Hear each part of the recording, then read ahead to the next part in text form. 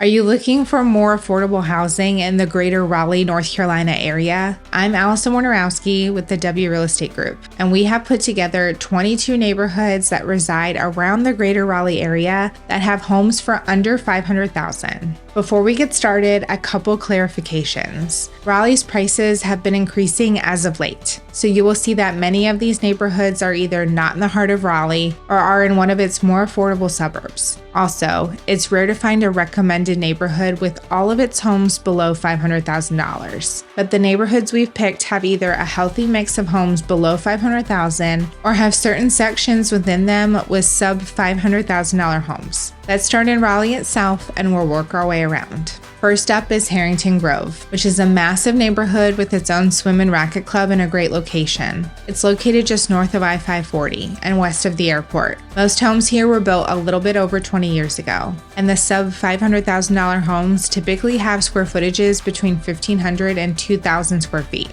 The only downside is that it's right near the flight path for the airport, so if that bothers you, it may not be the neighborhood for you.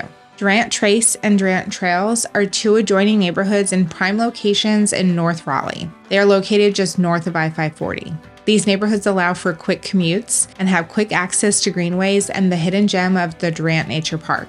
Homes here were built around 20 to 25 years ago, and they're generally between 15 to 2,000 square feet. And for those in Durant Trails, you get a community pool. Falls River is another North Raleigh neighborhood just north of I-540, and it has incredible amenities. It has a pool that you can join right in the community, and tons of pop-up parks around. Homes here were built around 20 to 25 years ago, and you will find fewer sub $500,000 homes here given its popularity, and those homes will typically be around 1,500 to 1,700 square feet. The last Raleigh neighborhood is Wakefield, which is probably a surprise to many. There is one section in Wakefield that has homes less than $500,000, and you will get more for your money here than any other Raleigh neighborhoods, as square footages can get up to the mid-2000s. Wakefield is at the northernmost tip of Raleigh, so expect a longer commute than most of the other neighborhoods. It does have a swim and racket club and golf course to join as well. Now let's transition to neighborhoods in the suburbs of Raleigh. We will start in Apex and work our way around to Wake Forest, as Cary does not have any representation in this list due to its higher prices. In Apex, the Villages of Apex is great for someone who wants to be close to downtown Apex and the parks. Located just north of downtown, it's within walking distance to downtown Apex as well as the Hunter Street Park. While traffic can be challenging on the major roadways in this area, commuting-wise, it's generally a great place to be. This is a relatively new neighborhood built within the last 10 years, and the homes under $500,000 are roughly 1,500 square feet. The lot sizes are very small though, so plan to use the nearby parks for outdoor activities. Moving into Holly Springs, Holly Glen and Braxton Village are two popular and affordable neighborhoods. Located on the west side of Holly Springs, these neighborhoods do have further commutes through more congested areas. But for those who enjoy more mature neighborhoods with great amenities, this could be a really great option. The homes were built around 20 years ago, and you do get a little bit more for your money, as homes in the 400,000s will get you closer to 2,000 square feet. Another Holly Springs neighborhood is Windcrest, which is another relatively mature neighborhood. It's located in a really great area on the east side of Holly Springs, as you're just minutes away from any store you may need. And you're also right next to a small park around a pond called Veterans Park. Homes were built a little bit less than 20 years ago, and expect to also get around 2,000 square feet for homes in the $400,000 range. Moving into Fuquay-Varina, Ballantyne is a great choice for those wanting your money to go further. It's located northeast of Fuquay-Varina, so commutes are still fairly reasonable with multiple options into downtown Raleigh. It also has an elementary school and sports fields right there in the neighborhood, along with its own pool. Homes were built a little bit less than 20 years ago, and expect closer to 2,500 square feet or more for sub $500,000 homes. One of Fuquay's most popular neighborhoods is also on this list, in the North and South Lakes. Located southeast of downtown Fuquay-Varina, it's not a bad commute into downtown Raleigh, but it'll be quite a commute to many other places in the Triangle.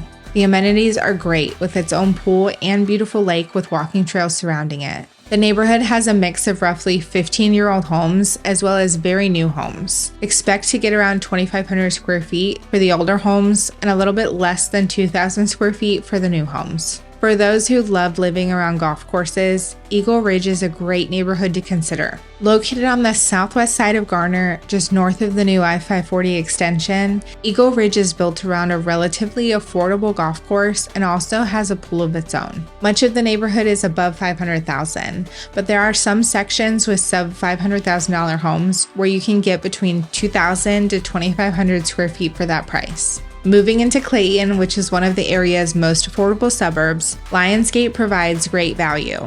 Located on the east side of Clayton, just south of Highway 70, Lionsgate has quick access to stores and restaurants, but commutes can be long with traffic.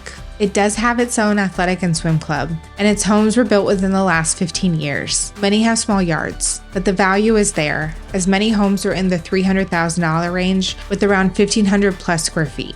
If you're interested in a new home in Clayton, Buckhorn Branch offers sub $500,000 options. Located on the east side of Clayton by the Highway 70 and 42 split, it's currently under construction, and it will be in that mode for several more years. But you can get a brand new house starting in the low 300,000s up to around $500,000. The square footages will be around 1,500 square feet to closer to 2,500 square feet or more for the homes approaching $500,000. Flowers Plantation has been Clayton's staple neighborhood for years, and it includes a wide range of prices. Located on the east side of Clayton, it's right next to the future entertainment of the new waterfront district that's under construction. There are quite a few portions of the neighborhood with homes in the $300,000 to $400,000 range, with homes built over 20 years ago to even new construction homes, with a wide range of square footages as well. Transitioning to Knightdale and Wendell, Princeton Manor and Langston Ridge are two adjacent neighborhoods that are in great locations, especially for someone commuting to downtown Raleigh. Homes were built anywhere from just a few years to around 15 years ago, with square footages in the 2,000s to nearly 3,000 square feet. Planters Walk is an older neighborhood built up over 30 years ago, and it has a very mature feel. Located right off the commercialized area of Highway 64 and just east of I-540, it's also in a very convenient spot commute-wise. There are plenty of homes in the $300,000 to $400,000 range with between 1,500 to 2,500 square feet, but do expect some updates needing to be done. Just north of downtown Knightdale is a new neighborhood that is still under construction called Haywood Glen. It's in a great location as it's close to the amenities surrounding Knightdale Station Park. It has an abundance of new construction homes under $500,000, with square footages between 1,800 to 2,500 square feet.